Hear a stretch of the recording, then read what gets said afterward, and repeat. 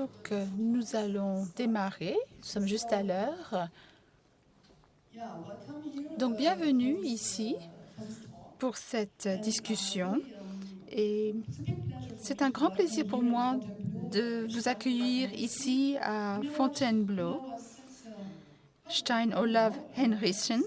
Nous nous connaissons depuis longtemps déjà maintenant, depuis mon exposition sur Edvard Munch en 2011 au Centre Georges Pompidou. Et je pense qu'à l'époque, vous aviez juste été désigné il y a un an de cela au musée Edvard Munch.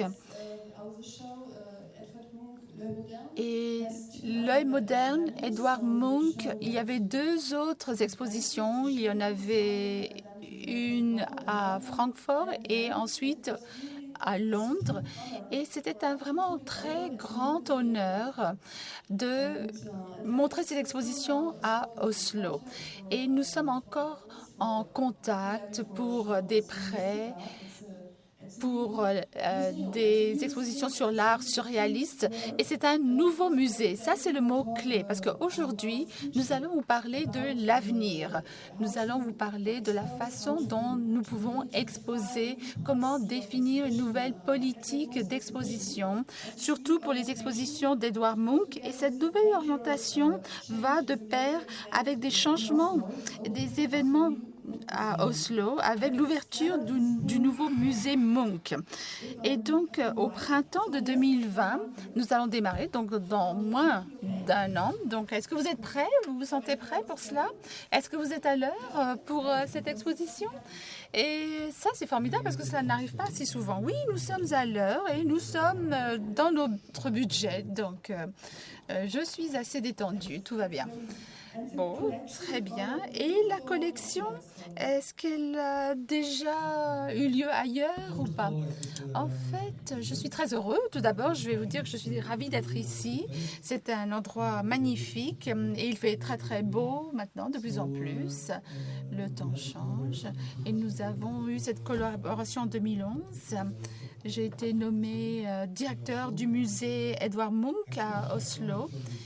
Et j'étais tout d'abord à Bruxelles en tant que directeur d'un musée à Bruxelles, en tant qu'artiste unique, musée d'artistes uniques.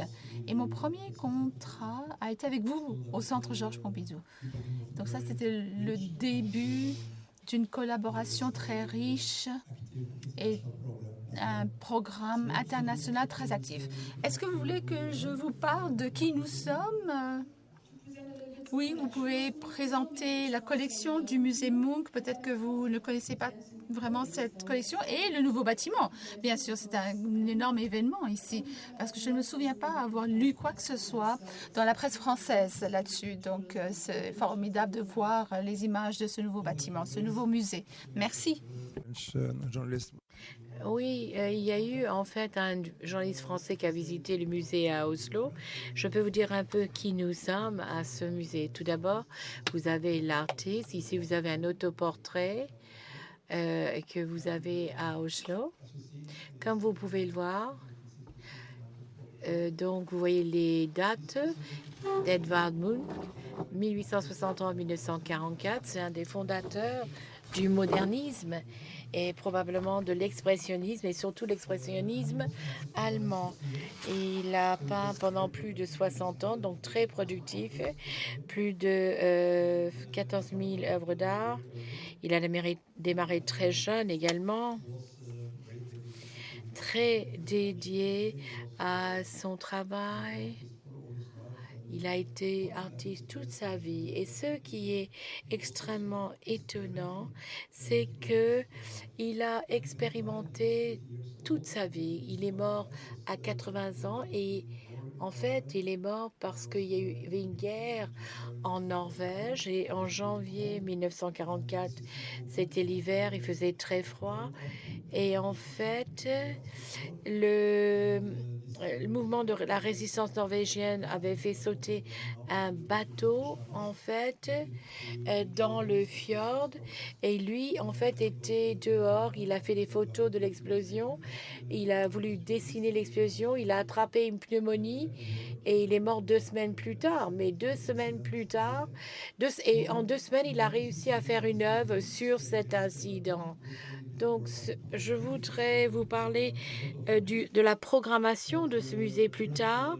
Mais en ce qui concerne le musée Edvard Munch, il faut savoir que lorsque Edvard Munch est mort, il avait écrit son testament en 1940. Il avait 76 ans et les nazis venaient d'envahir la Norvège. Il ne savait pas ce que les nazis feraient à lui ou son art, parce qu'il était considéré comme un artiste non voulu, décadent. Il avait vraiment peur.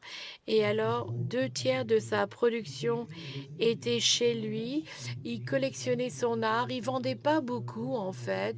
Il a vendu quelques œuvres au début de sa vie pour pouvoir avoir de l'argent pour lui et sa femme. Il a fait également quelques œuvres sous commission, en fait. Mais il avait gardé la plupart de ses œuvres. C'est très intéressant parce que lorsque Angela Lamp est venue au musée pour faire justement une étude, on a pu apprendre sur la dernière partie de sa vie, surtout parce qu'en fait, on connaît peu du début de sa vie. Vous savez, le vampire, des madones de la première époque. Et il faut savoir, en fait, qu'il continuait à faire des œuvres très intéressantes. Au musée Munch, nous avons donc des tableaux, des huiles, des dessins, des œuvres graphiques, des sculptures. Nous avons quelques 15 000 pages de texte de la part d'Edvard Munch, parce qu'au début de sa vie, il pensait peut-être être écrivain. Et puis, nous avons d'autres objets tels que ses outils de travail, ses palettes, son archive, sa bibliothèque également. Madame doit parler avec un micro. Oui, c'est très intéressant, en fait. Nous avons établi en fait un réseau de musées monographiques dédiés à un seul artiste. Dans ces cas-là, vous avez les œuvres, vous avez le musée, vous avez de la recherche qui est faite et les archives. Et donc, pour nous, ce sont des activités très importantes. La ville d'Oslo a donc reçu cette très grande collection en 1944 et a commencé le travail de développer un musée en 1945. Devant, vous voyez des cerisiers japonais en fleurs parce que nous avons en fait une relation de longue date avec en fait une société de Tokyo qui ont dépensé 12 millions d'euros sur notre musée. Et c'est pour cela que nous avons ces cerisiers japonais. Pour ici, vous voyez les œuvres. Alors, notre vision au musée Edvard Munch, c'est d'enrichir la vie des gens à travers le monde avec cet art. Et cette vision est importante parce que, tout d'abord, on met l'accent sur Edvard Munch et deuxièmement, parce qu'on touche la vie des gens à travers le monde. Donc, je répète, nous avons une activité internationale très importante. Je voulais vous montrer cette photo. C'est le Centre Pompidou. Et je crois que la raison pour laquelle nous avons eu 500 000 visiteurs à l'exposition de Paris, c'est parce que en fait, il n'y avait pas de temps davantage pour permettre à d'autres de voir l'exposition. Madame doit parler dans le micro, s'il vous plaît.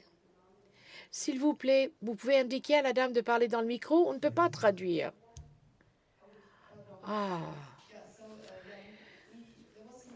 Oui, vous savez que nous avions l'intention de prolonger l'exposition musée Pompidou, mais on n'avait pas de temps. On avait, vous savez, un emploi du temps très serré. Il y avait des dates prévues pour l'Allemagne, ensuite Londres, etc. C'était vraiment un succès au Centre Pompidou. On a eu, je vous dis, autour de 500 000 visiteurs.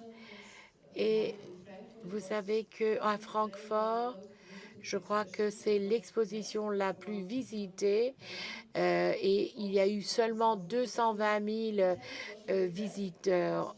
Au musée Tate au Royaume-Uni, il y a eu moins de visiteurs parce que c'était pendant les Jeux olympiques de 2012. Mais ça a été un grand succès, cette exposition. Je dois dire, comme je l'ai dit au début, qu'on était vraiment très honorés d'avoir cette exposition. C'est ma collègue Clément Chiroux. Nous avons organisé vraiment une des grandes salles pour cela et on était vraiment très, très fiers. De toute façon, tous les œuvres venaient du musée Munch. Donc, je voulais dire que vraiment, on a des relations au niveau international. Aujourd'hui, il y a de nouveau une exposition des travaux graphiques de Munch à Londres, au musée britannique, le British Museum. Nous sommes souvent à Londres avec des expositions. Et il y a une exposition qui a ouvert il y a 3 mois à Moscou avec 120 tableaux de notre collection. Cette exposition était vendue complète avant même l'ouverture. Et il faut savoir qu'il y a 3 jours, on a ouvert en fait cette exposition dans le centre Roi Abdulaziz pour la culture mondiale en Arabie Saoudite. C'est un centre qui a été conçu par un architecte norvégien, Krulta. Et vous pouvez voir que nous sommes très impliqués dans des expositions à travers le monde. Et nous publions des œuvres dans différentes langues. Il y a des publications physiques et numériques. Donc, pour nous, en fait, c'est la première fois qu'on a pu avoir des livres écrits et publiés en arabe. Alors, question, quelle est la réaction des visiteurs arabes aux œuvres de Munch? Comment c'est considéré? Ou peut-être qu'on peut en parler après la présentation du nouveau bâtiment. Je serais curieuse de connaître les réactions des Saoudiens. Est-ce que Munch est réellement universel ou est-ce qu'il y a des réactions étonnées, étranges par rapport à son œuvre? Non, je crois que Munch représente beaucoup de choses à travers le monde. Lorsque je voyage à travers le monde avec ces expositions, j'entends des personnes qui disent qu'ils apprennent beaucoup par rapport à ces œuvres. Et ces œuvres les rendent plus conscients de certains aspects de la vie. Peut-être que j'en reviendrai plus tard à ça. Vous savez qu'il est observé, étudié, aimé à travers le monde par toutes les cultures. Nous avons eu une exposition à Tokyo qui revient. En 3 mois, quelques 690 000 visiteurs ont visité l'exposition. On a même eu 22 000 personnes en un jour. Et donc, vous voyez que, vous savez qu'en un seul jour, tandis qu'en Norvège, c'est peut-être 22 000 visiteurs en un an. Et en fait, je crois qu'il montre le côté existentiel de l'être, pas seulement le côté noir de l'homme, mais quand même, il démontre l'amour, l'amitié, la nature, en plus des côtés sombres de la vie. Que dans la vie, il faut prendre des décisions. Il exprime les émotions qu'on doit ressentir, travailler dans la vie. Ce sont les choses qu'il traite, mais c'est un excellent artiste. Et donc, il arrive à transposer ses sentiments, ses défis ces expériences en quelque chose de réel pour atteindre une plus grande compréhension. En même temps, je pense qu'il est important de comprendre que Munch a un langage très fort qu'il a développé lui-même. C'est son langage figuratif, mais quand même très moderne, très puissant. Et parfois, vous savez, il fait également des images non figuratives et je crois que des personnes à travers le monde, 70 ans plus tard, trouvent qu'il est toujours un expressionniste moderne, un artiste qui leur parle dans une langue qu'ils comprennent, qui traite des sujets qui les préoccupent, qui concernent tout le monde, et cela afin d'offrir une compréhension plus profonde. Maintenant, je ne sais pas encore quelle sera la réponse à son œuvre en Arabie Saoudite. Je vous dis, ça c'est l'exposition a ouvert il y a quelques jours et en fait, j'y serai la semaine prochaine. Il faut savoir que c'est la première exposition d'art figuratif au royaume saoudien et ça va être une expérience pédagogique, montrer comment on utilise l'exposition pour créer une réflexion, une compréhension parmi les enfants, parmi des groupes différents.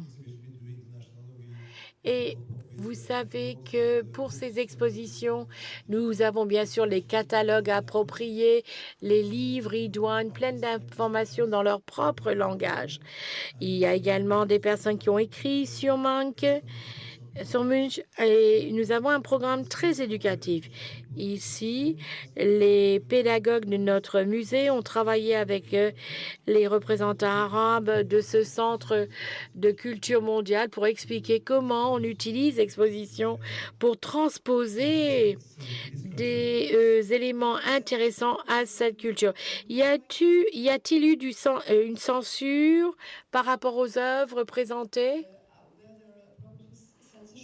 Y avait-il des problèmes de censure en ce qui concerne, par exemple, les nus, les tableaux de nus ou non?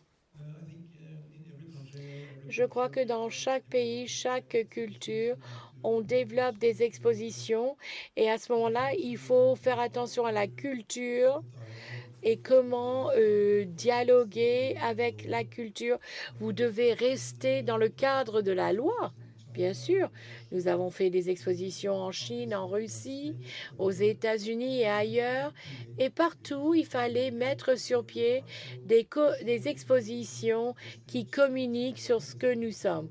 Aujourd'hui, présenter des nus en Arabie Saoudite n'est pas possible, mais vous pouvez quand même créer une réflexion, une compréhension, une connaissance. Et il est important de présenter l'art et soutenir les artistes dans tous les pays à travers le monde. Et voilà ce qu'on cherche à faire. On cherche à présenter Munch et participer au développement de la scène artistique localement. Voilà ce que nous faisons au niveau international. On peut toujours prendre des questions après, mais je voudrais vous montrer qu'on fait d'autres choses. Je vais vous montrer un peu sur la programmation d'exposition également. Vous savez qu'on organise en fait des expositions très différentes au musée Munch. Je vais vous montrer un peu le nouveau musée avant de parler de cela.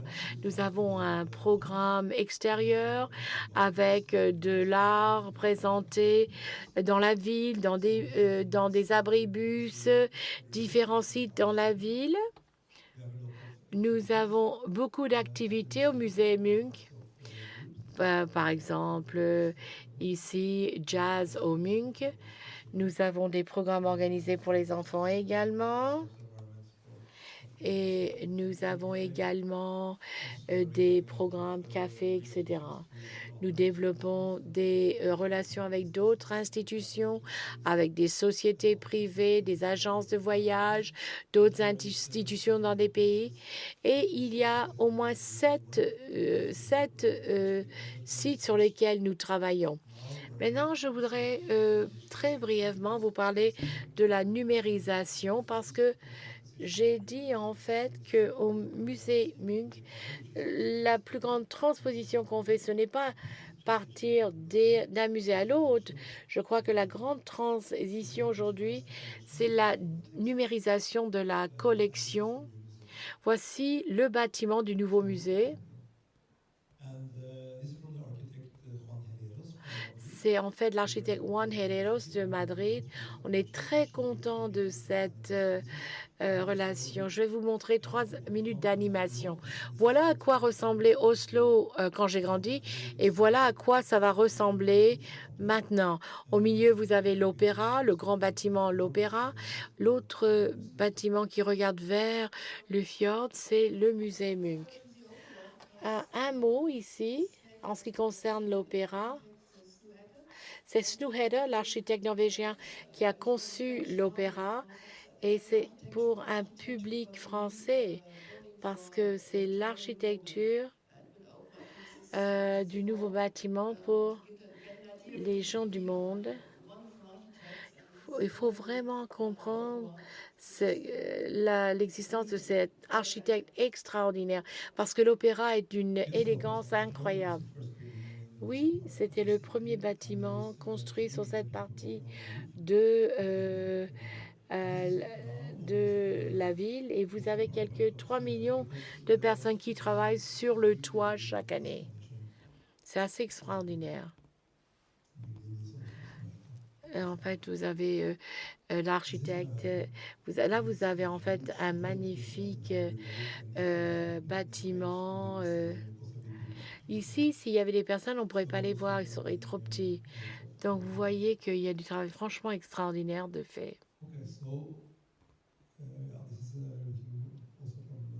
Ici, on a une vue de la nouvelle partie de la ville où il y aura 30 000 personnes qui habitent. Cette partie de la ville est en train d'être développée. Le nouveau musée ouvrira le printemps prochain, au mois de mai. Il va y avoir en fait un lieu extraordinaire à visiter et même pour y habiter. Notre musée est construit sur l'eau avec une technologie pétrolière. Nous avons 320 tuyaux en fait de 60 mètres de long. Ici, vous voyez que ce sera un des plus grands musées d'art du monde, 13 étages, 11 espaces d'exposition. Vous avez 3 lieux pour manger. Il y aura un studio pour les jeunes enfants et il y aura bien sûr une librairie, une boutique. Notre budget consiste à avoir 500 000 visiteurs par an. Notre rêve serait d'atteindre 1 million et plus. Mais nous pensons qu'il serait possible d'atteindre le chiffre d'1 million. Micro, madame. Ah. La ville d'Oslo a 650 000 habitants, comme Amsterdam. Et il faut savoir que le Rijksmuseum a 2,3 millions de visiteurs par an. Donc, nous pensons qu'on devrait pouvoir atteindre 1 million, mais il faut un travail fantastique. Donc, en ce qui concerne les zones d'exposition, il y en a 11. Ici, vous avez un des espaces pour l'exposition d'œuvres monumentales. Ici, en fait, lorsque Munch parlait de recherche, il ne parlait pas de chercheurs ou d'académiciens, mais d'enfants. Et cette œuvre s'appelle Les chercheurs. Ici, vous avez une salle de concert qui reçoit 500. Ici, vous aurez une salle pour des conférences par des artistes, des conservateurs, ainsi que des conférences et des spectacles. Ici, on peut avoir 350 spectateurs, un petit cinéma qui peut être fermé ainsi. Et vous avez des espaces de 12, 13 étages où il y a également des possibilités d'organiser des concerts, des conférences de plus taille, des espaces de réunion très agréables pour les visiteurs. Notre café au premier étage qui aura un restaurant extérieur l'été Ici, encore d'éléments différents. Comme vous pouvez le voir, vous avez différents étages qui peuvent être utilisés à d'autres activités. Peut-être qu'au Tate, vous avez vu qu'ils utilisaient différents étages pour attirer des activités ou pour que les personnes puissent s'asseoir, se reposer tranquillement. Ici, le restaurant du 12e étage avec une vision vers l'ouest et vers l'est. Ça, c'est l'ouest, en fait. L'autre a été vers l'est. L'ouest et la partie service, donc, est plus importante. Donc, 12e étage, vous pouvez ensuite prendre les escaliers pour monter au 13e étage où vous avez le bar. Voilà ce que je voulais vous montrer. On a 3 minutes d'animation, si vous voulez bien, qu'on va regarder. À quoi cela ressemblera. J'espère que vous serez tous des visiteurs de le musée dans un an.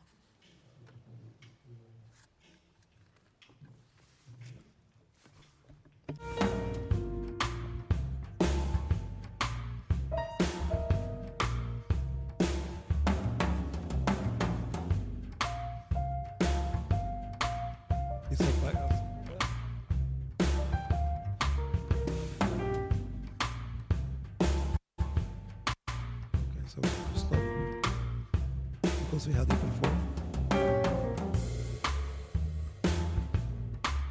Doesn't stop either. There it goes.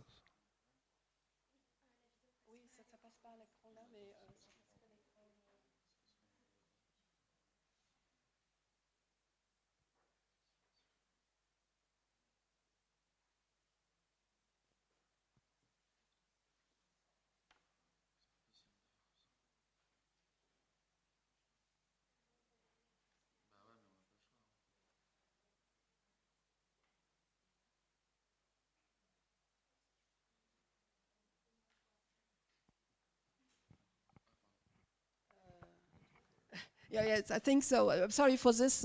Je suis désolée, on a un petit problème technique pour la vidéo. On essaye de la résoudre.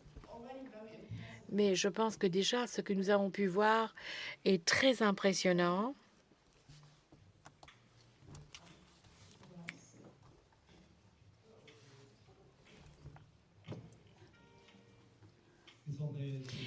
Et ces 3 minutes d'animation pour vous donner une sensation de ce à quoi ressemblera en fait ce musée sur l'eau. Donc vous voyez l'accueil très proche de la gare d'ailleurs, très central en termes de situation. Vous pouvez voir la hauteur de l'immeuble à travers de cette vitre. Et vous voyez en fait que on se déplace par escalator, par ascenseur. Vous pouvez voir la librairie, les espaces d'exposition, bien sûr.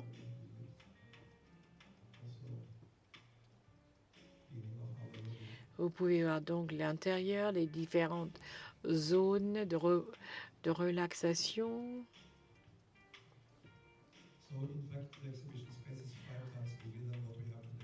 En fait, les espaces d'exposition nous offrent 5000 m² de plus que ceux qui existent aujourd'hui dans le musée actuel.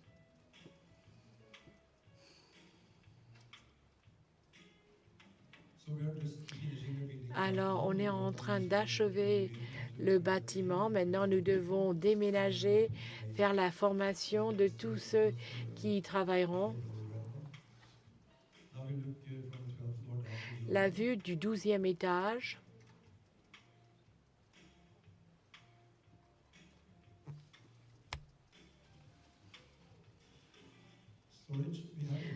Vous pouvez voir en fait qu'on a vraiment tout au niveau du bâtiment. Il y a des personnes qui se préoccupent des problèmes d'eau, mais en fait, il y a en fait des zones de stockage d'œuvres au 5e étage et au 8e. Parce que je sais qu'il y a des gens qui ont peur de l'eau par rapport aux œuvres. Donc, en fait,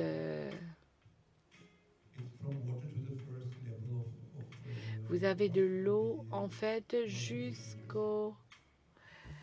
Vous avez 8 mètres d'eau, en fait, en termes de niveau. Le premier niveau est sous 8 mètres d'eau. Et après, on a, en fait, le reste qui est soulevé. Là, vous êtes au premier étage.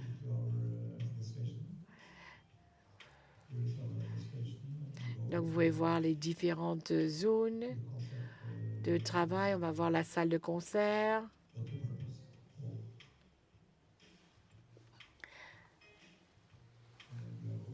Ici, on regarde l'extérieur. Et en fait, on laisse le musée sur son emplacement du fjord. Bien sûr que c'est une animation, mais en fait, j'aurais pu vous faire presque un film réel, car nous venons de finir la façade et l'extérieur du musée. Donc, pour nous, c'est une époque très stimulante. Bien sûr, il peut toujours avoir quelque chose d'aléatoire qui se passe, mais normalement, nous pensons que ce sera une grande réussite. Avant de parler du contenu du musée et sa nouvelle politique d'exposition, je voulais vous parler, en fait,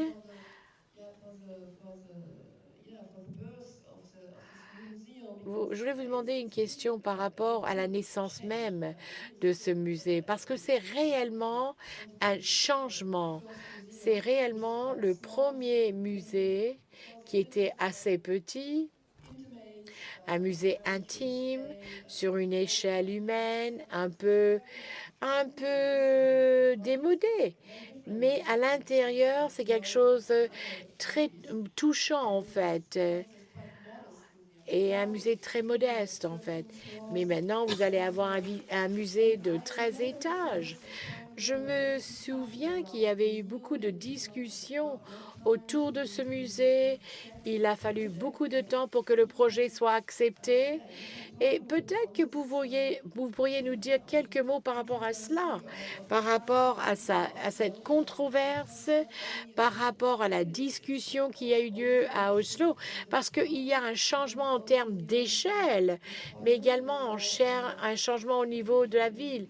Parce que, en fait, l'ancien musée est à Troya, dans un quartier moins prestigieux,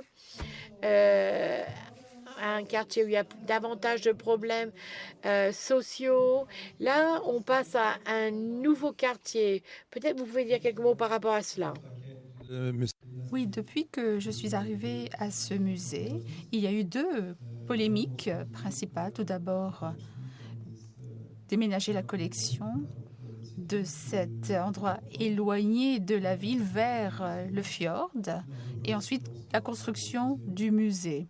Donc fermer l'ancien musée, et l'ancien musée est là depuis 60 ans. Donc il y a beaucoup de personnes qui ont des expériences très fortes avec ce musée. Ils sont attachés à cet ancien musée et ne voulaient pas déménager. Ils ne voulaient pas fermer l'ancien musée pour construire le nouveau musée. Il y a eu beaucoup de polémiques. L'architecte espagnol ne faisait pas écho avec la population norvégienne. Il n'y a jamais eu un musée vertical en Norvège auparavant, donc il ne voulait pas d'un musée vertical. Et si vous avez voyagé dans le monde, vous savez que Tate est vertical, le Centre Pompidou est vertical.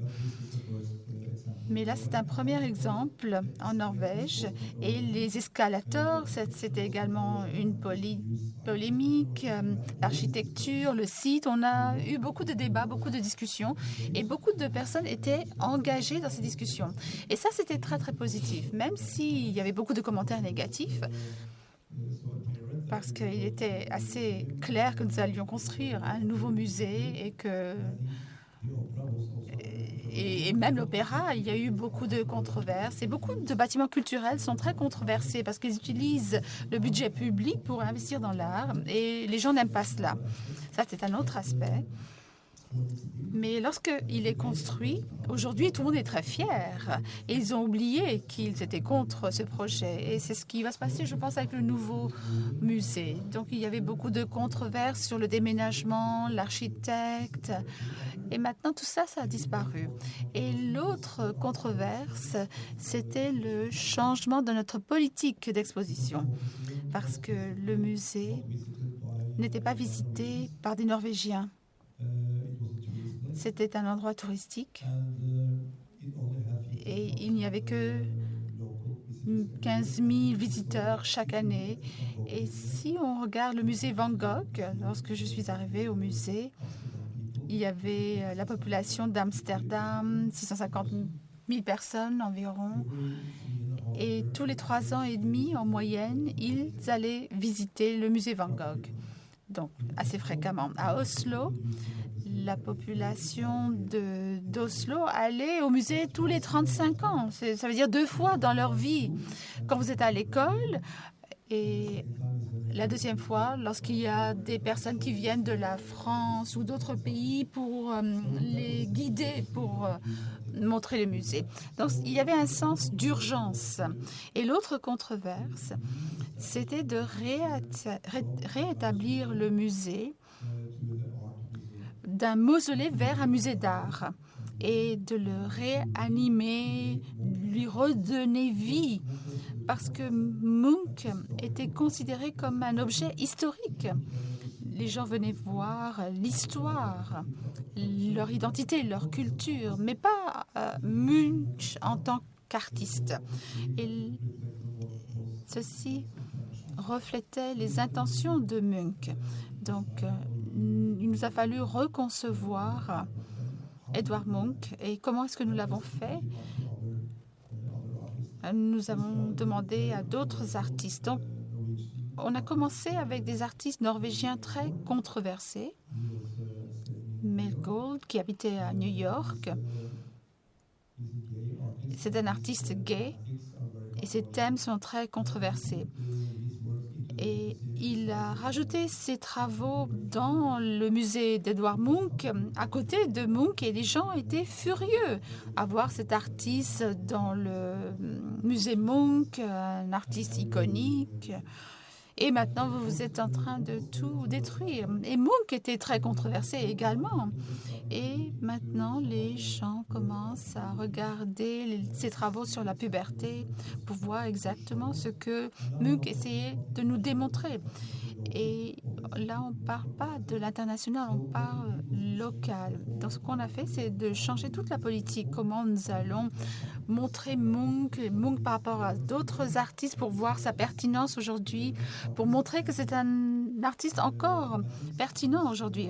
Tous ces thèmes, ces sujets qui sont importants et pertinents, pas seulement pour les visiteurs de l'étranger, mais également pour nous en Norvège aujourd'hui.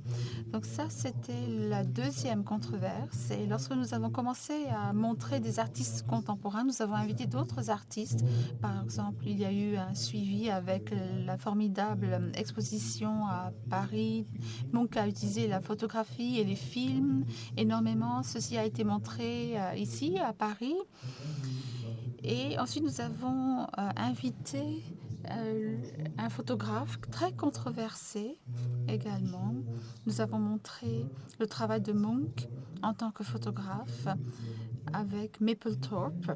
Et les personnes ont vu son travail avec une vision, un angle différent. Et notre artiste est devenu un artiste plus pertinent dans l'espace plus contemporain en Norvège, mais également pour les visiteurs venant de l'extérieur. Et nous avons suivi avec de l'art en dehors du musée. Nous avons des expositions dans l'un des hôtels en ce moment, au centre d'Oslo. Nous avons une petite exposition à l'aéroport. Nous avons une très grande exposition sur les bateaux de croisière. Nous avons 10 bateaux de croisière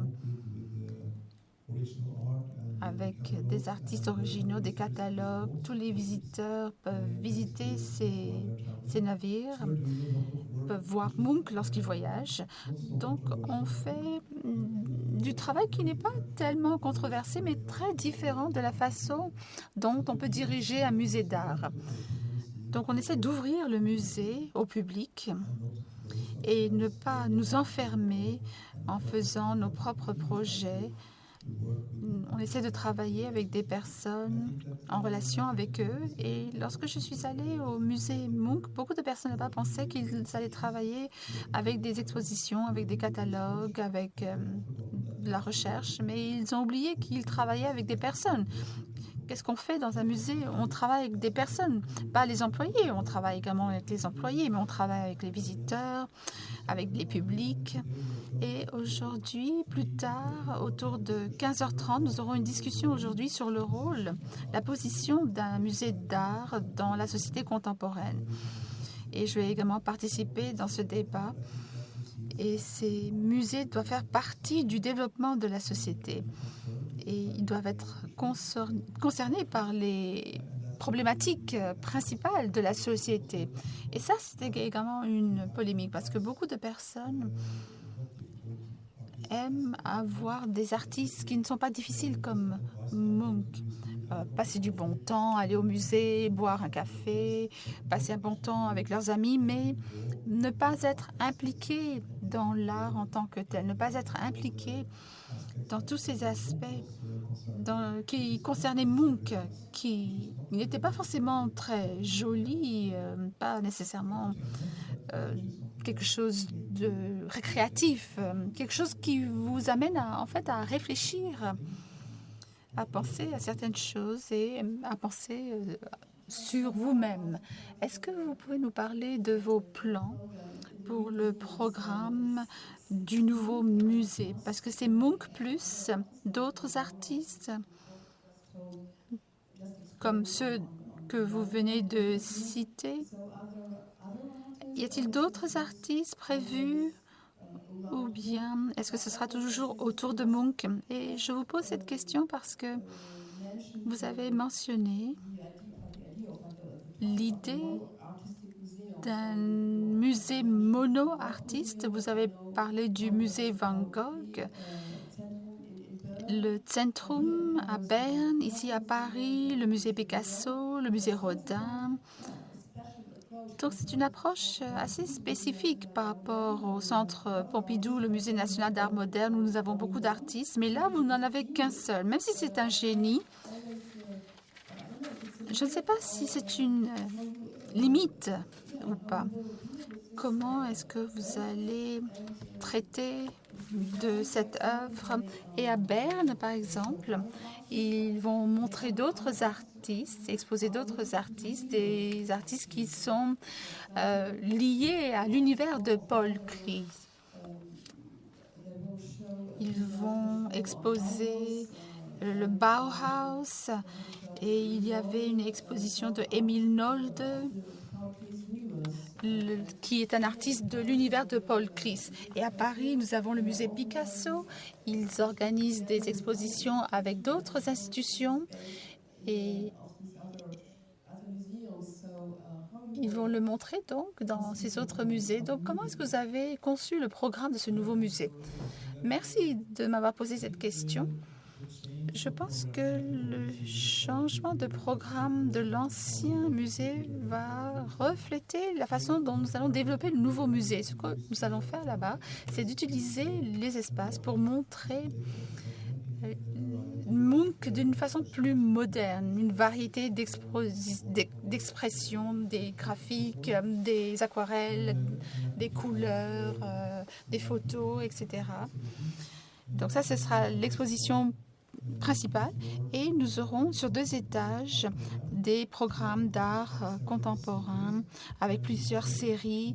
Nous aurons le Edward Munch Art Award, un prix Edward Munch donc, pour des artistes talentueux, internationaux. Et il y aura Camille Aron qui vient de Paris, qui est français, qui vit à New York. Et elle était la première gagnante de ce prix. Ensuite, il y a Catherine Bridge, une Allemande, Et tous les gagnants et gagnantes seront présentés au musée. Et ensuite, il y aura une triennale. Tous les 3 ans, on va montrer de nouvelles œuvres internationales. Il y aura beaucoup d'art contemporain dans ce musée. Et nous allons utiliser d'autres possibilités. Nous aurons de grandes collections. Demander aux autres musées de nous prêter leurs œuvres pour qu'on puisse montrer des œuvres internationales. À peu près tout ce qui existe. Donc, il y aura une exposition en dehors du musée. Par exemple, il y a une exposition du Centre Pompidou. Il y a une exposition sur le symbolisme et le surréalisme avec 350 œuvres du monde pour montrer Munch en tant que symboliste. Munch est un symboliste et pas seulement un surréaliste. Et nous allons faire comme au musée Picasso et Rodin, mais on va élargir les choses. Et là, nous avons 2 expositions en Chine. Et ce que nous faisons en Norvège, c'est d'exposer les artistes chinois. Et on peut montrer les liens entre la peinture chinoise, 300 ans avant Jésus-Christ, jusqu'à nos jours. Et Munch a un très gros impact en Chine, dans l'art contemporain chinois. Nous sommes conscients de cela, on étudie cela maintenant. Et il y a une exposition graphique au musée britannique à Londres, au British Museum à Londres. Nous allons obtenir des œuvres de l'histoire de l'imprimerie et on va montrer Munch dans le contexte historique, pas seulement Munch en tant qu'artiste contemporain et moderne. Nous allons le montrer avec des artistes plus anciens comme Dudel ou d'autres peintres très célèbres dans l'imprimerie. Munch est également un imprimeur moderne. Lorsqu'il a été découvert au début, il a vraiment fait beaucoup de recherches et de développement dans les techniques d'imprimerie. Donc nous allons avoir des expositions blockbuster. Et j'espère que les gens seront intéressés par l'art. Donc, en plus de l'art et de Munch, et de l'art contemporain, nous aurons donc ces grands événements, blockbuster. Il y a 3 ans, nous avons collaboré avec le musée Van Gogh. Il y a eu une exposition Munch Van Gogh à Oslo et à Amsterdam. Et maintenant, ils vont aller au Japon. Ça, c'était dans l'ancien musée. Mais si on avait Van Gogh dans le nouveau musée, ce serait juste une exposition Van Gogh. Parce que nous avons beaucoup de place pour Munch. On n'a pas besoin d'avoir Munch dans cette grande exposition. Mais on peut montrer les œuvres de référence de Munch. Par exemple, l'exposition symboliste et surréaliste, on va montrer Munch avec d'autres artistes venant de ce domaine. Donc, il y aura différents programmes d'art par rapport à ce que nous avons aujourd'hui. Et le musée sera ouvert de 10h du matin à 10h du soir. Les restaurants sont ouverts également. Il y aura peut-être une discothèque sur le toit de temps en temps. Et il y aura des programmes tous les soirs de musique, de spectacles, de discussions d'artistes, de séminaires, des programmes avec des chercheurs, toutes sortes d'activités. Il y aura des programmes tous les soirs, des programmes temporaires, d'autres expériences. Nous allons collaborer. Nous sommes juste à côté de l'opéra et nous allons avoir des programmes d'opéra ensemble. Il y a beaucoup d'artistes d'art vivant qui ont conçu des costumes et cela peut être associé à ce que nous faisons. Nous allons collaborer avec d'autres artistes qui sont à Oslo et en dehors de la Norvège. Donc ce sera un programme très élargi. Nous allons intégrer ce qui se passe en dehors. Il y aura un nouveau bâtiment pour la Galerie nationale d'art à Oslo. Je ne sais pas quand ça sera ouvert. Oui, le nouveau musée national va ouvrir au mois d'octobre, je pense, l'année prochaine. Donc, quelques mois après le nouveau musée. Donc, ce sera vraiment un renouveau pour la ville d'Oslo. Il y aura d'autres possibilités. On va utiliser des infrastructures d'art, pour utiliser un mot très ennuyeux. Et il y aura beaucoup d'espace pour les expositions maintenant à Oslo. Est-ce que vous voulez coopérer avec le National Art Gallery? Je sais que vous avez organisé un spectacle pour l'anniversaire de Munch en 2013, pour son 150e anniversaire. Peut-être que tout le monde ne le sait pas ici, mais le National Gallery of Art a une collection de Munch, bien moins que le Munch Musée, mais il y a les meilleures peintures de sa collection, d'autres versions de Scream et d'autres peintures aussi également. Et c'est juste pour vous dire que je pourrais vous demander s'il y a une coopération ou une compétition. Comment est-ce que vous allez travailler? Parce que nous avons 2 musées avec 2 bâtiments tout à fait neufs à Oslo l'année prochaine. Oui, nous collaborons avec les musées nationaux. Nous avons organisé cet anniversaire ensemble. Et ce n'est pas la seule version de Scream, en fait. Il y a beaucoup de versions de Scream. Et la première est un dessin. Et nous collaborons avec certains des musées d'Oslo. Et il y a 4 musées à Oslo. L'un est privé, avec une collection privée. C'est un programme contemporain. Et il y a un autre musée très privé avec une grande collection de modernisme. Il y a le musée national et un autre musée. Donc nous collaborons ensemble sur certains aspects et peut-être qu'à l'avenir, nous organiserons un festival ensemble. Nous organiserons des activités artistiques ensemble. Nous avons un très bon dialogue entre nous et parfois nous participons dans les expositions des uns et des autres et nous travaillons ensemble pour pouvoir sensibiliser les personnes à l'art en général.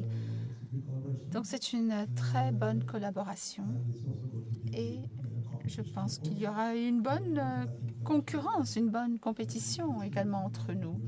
Et à l'avenir, nous allons pouvoir faire beaucoup de choses ensemble. Nous allons transformer Oslo. Oslo va devenir un nouvel espace à visiter si vous êtes intéressé par l'art. Vous allez continuer à organiser des expositions à l'étranger, en Arabie Saoudite, en Russie, parallèlement au nouveau musée, parce que vous avez plus d'espace, vous devez montrer plus de peintures. Je vous pose cette question parce que pour nous, au Centre Georges Pompidou, nous organisons des spectacles à l'étranger et nous allons ouvrir une nouvelle branche à Shanghai. Nous avons ouvert en Belgique, à Malaga.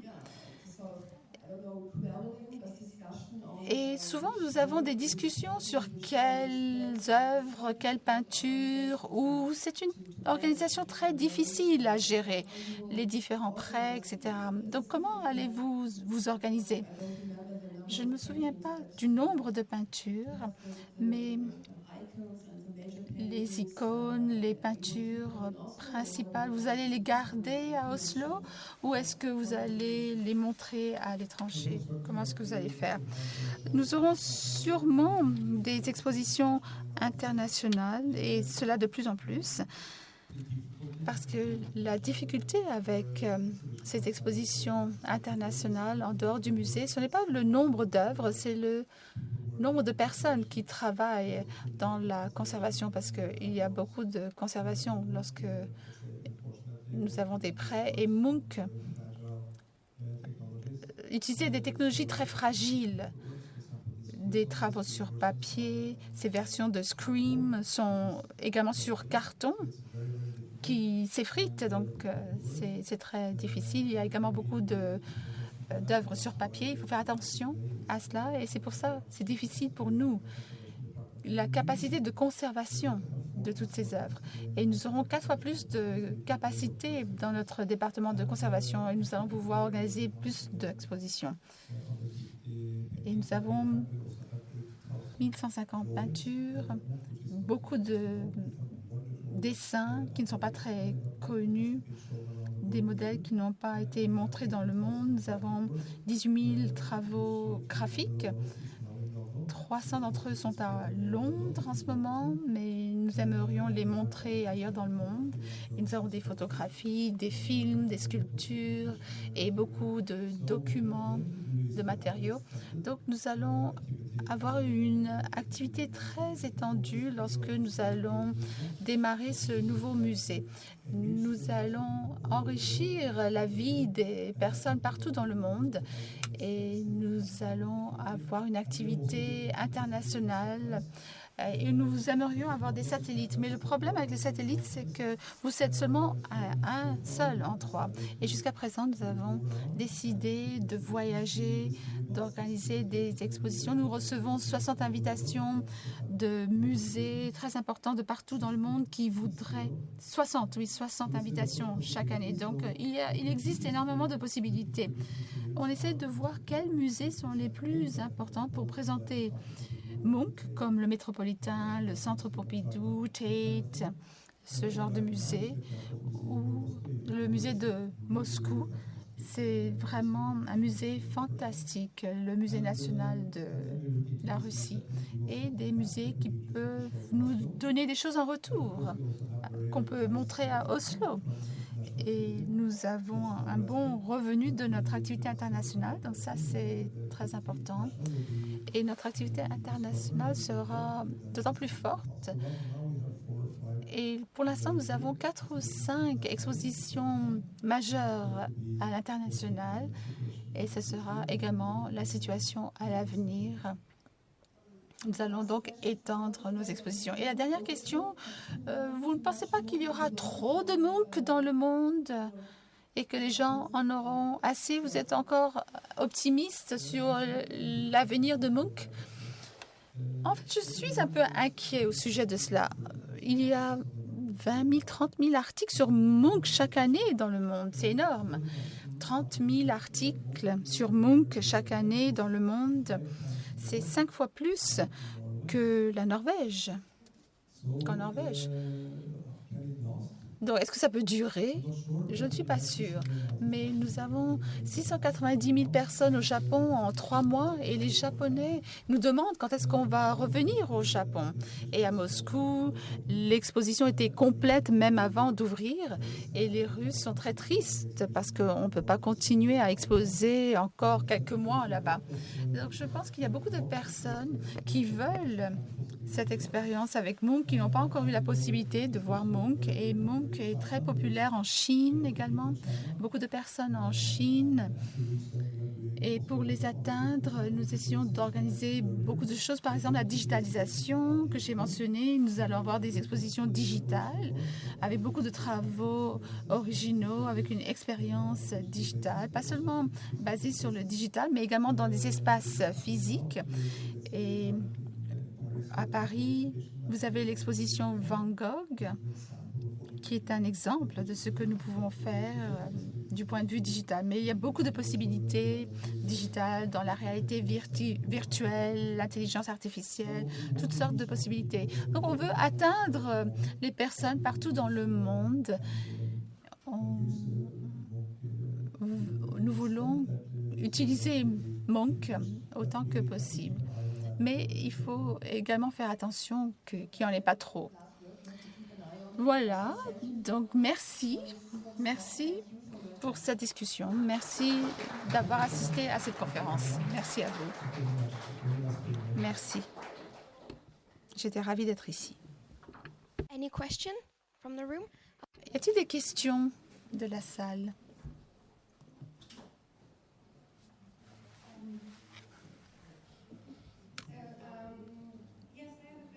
Oui, j'ai une question.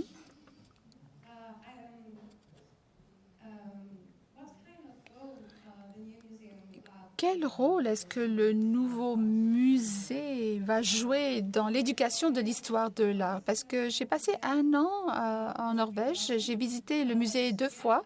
C'était formidable. Mais il y avait beaucoup d'étrangers et je n'ai pas vu beaucoup de Norvégiens dans le musée. Donc, j'aimerais savoir qu'est-ce que vous voulez présenter aux Norvégiens au point de vue artistique?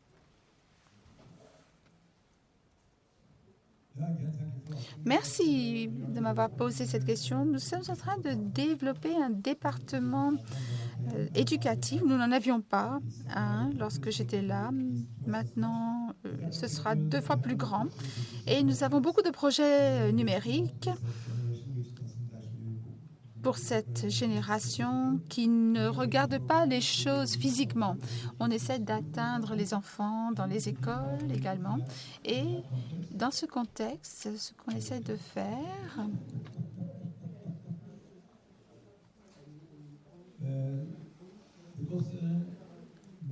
parce que Munch était relié aux espaces dans lesquels il travaillait, dans lesquels il vivait. Donc il utilisait ces espaces pour la scénographie, pour la psychologie, pour l'art. Et les enfants en Norvège, et on voudrait l'étendre à toutes les langues, mais on va apprendre aux enfants comment ils peuvent utiliser leur environnement, leur paysage pour s'exprimer de façon émotionnelle ou dans d'autres aspects. Donc ça, c'est une chose que nous faisons. Et on essaie de développer un travail pédagogique, on essaie d'atteindre de nouveaux publics partout dans le monde. Et on développe des projets pour que les enfants et d'autres publics puissent voir le travail directement, physiquement. Donc, il y a 22 000 enfants qui travaillent sur l'art, ils viennent nous visiter. Ça, c'est notre capacité. Et nous avons de merveilleux ateliers pour les enfants. Nous pouvons accueillir beaucoup d'enfants. 3 ou 4 fois plus d'enfants vont venir au musée. Beaucoup d'enfants veulent aller au musée, mais ils ne peuvent pas entrer parce que nous n'avons pas la capacité. Donc, merci d'avoir posé cette question. C'est très important. Et bien sûr, nous voulons développer plus d'intérêt artistique dans notre pays. Il faut travailler avec les enfants et les jeunes adultes et les différents groupes de public. Merci. Une dernière question, très rapidement. Merci. Donc, 2 questions très rapides.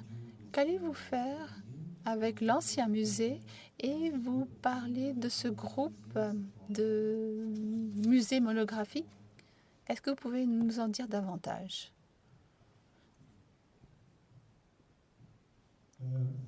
Merci. L'ancien musée sera repris par le Théâtre national. Ce deviendra un théâtre local pour la population qui habite dans cette partie de la ville. Donc, c'est très bien pour le développement de la ville. Je suis très heureux que ça devienne un théâtre local. Et ils sont en train de reconstruire l'ancien bâtiment et ils vont faire leurs spectacles principaux là-bas. Et ensuite, ce sera un théâtre pour la communauté. Nous avons établi au musée Munch ce réseau de musées et il y a 40 musées et la condition, c'est que vous devez avoir un seul artiste et que vous avez de la recherche et des documents, des archives sur un artiste. Et nous nous rencontrons 1 ou 2 fois par an, pas seulement les directeurs, mais également les conservateurs peuvent se rencontrer, les commerciaux, ils peuvent développer le réseau, les meilleures pratiques pour développer tous les aspects qu'on développe lorsque nous avons des musées de monographie. Et il y a des musées qui ont des collections plus larges et ils n'ont pas la possibilité d'accueillir un seul artiste unique. Mais il faut développer cela. Il ne faut pas seulement faire de la recherche, mais il faut également inspirer la recherche sur Edvard Munch partout dans le monde. Et lorsque je suis arrivée au musée, j'ai eu une autre réflexion, c'est-à-dire qu'il faudrait avoir d'autres artistes comme Norbert Henry Gibson. Et il y a 180 doctorats sur Ibsen et seulement 11 sur Munch. Et maintenant 13, mais c'est un petit chiffre, donc il faut inspirer la recherche, pas seulement dans notre musée, mais partout dans le monde. Et nous sommes ravis que Angela, qui a un doctorat sur Munch, qui est expert sur Munch, est intéressée par cela. Et c'est un travail très intéressant pour nous. Donc, le musée Picasso à Paris. En fait, nous avons un comité directeur. Le Bon est le directeur du musée Picasso. Il fait partie du comité directeur dans ce réseau. Nous avons plusieurs musées, comme le musée Clé, le musée Dali, un centre en Floride et des musées européens qui font partie de ce réseau. Il y a 3 musées Picasso. Malaga est également l'un de ces musées. Et vous pouvez regarder tout cela sur le site web. Nous n'avons pas de site dédié sur ce réseau. Nous avons un manifeste pour ces musées et il y a des chercheurs qui rentrent plus profondément dans ces défis pour les artistes uniques, la différence avec les autres musées. Là, on a beaucoup de connaissances sur la façon dont on doit gérer ce genre de musée. Et il y a beaucoup de choses lorsque on traite des thèmes tels que la royauté. Si vous voulez être un musée qui veut donner des opinions sur la modernité de l'art, les gens viennent nous voir avec des œuvres d'art et ils nous demandent est-ce que ça c'est un Munch? Et au musée Van Gogh, ils nous disent oui ou non ou peut-être ou ils disent bon, on n'a pas d'opinion parce qu'il y a beaucoup de problèmes juridiques. Si vous dites non, vous avez peut-être tort. Si vous dites oui, ça peut être un gros problème. Donc, le musée Clé a de gros problèmes parce qu'ils l'ont fait dans le passé. Maintenant, ils ont arrêté. Donc, on peut discuter de tous ces points et ça, c'est très important pour nous. Nous devons avoir une politique qui est bien comprise par tous, qui est générale. Merci beaucoup.